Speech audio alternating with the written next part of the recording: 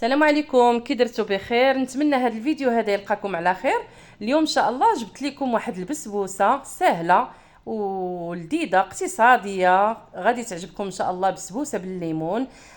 كيف ما غادي تشوفوا معايا مقادير بسيطه بزاف، وكيف العاده كنجيب لكم وصفات سهله مع خديجه. ما نطولش عليكم، غادي ندوزو المقادير وطريقه ديال التحضير.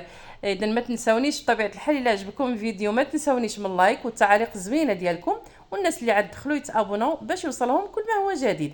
اذا بالنسبه للمقادير والطريقه في نفس الوقت، عندنا جوج ديال البيضات، شويه ديال الملحه، كاس ديال السنيده كنخلطوهم هكا غير بالفوي، كنزيدو هنا ربع كاس ديال الزيت، نص كاس ديال الحليب، كاس ديال عصير ديال الليمون، وكنخلطوا الكل جيدا. كنزيدوا واحد القشره ديال الليمونه اولا قشره البرتقاله.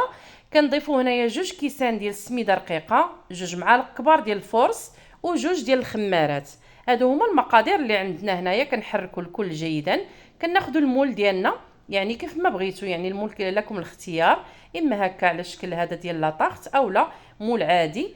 كنوضعوا البابي سولفيغيزي وكنضيفوا الخليط ديالنا على هذا الشكل هذا. كنسخنوا الفران دائما من قبل ب5 دقائق وكنديروها هكا طيب هكا طيب.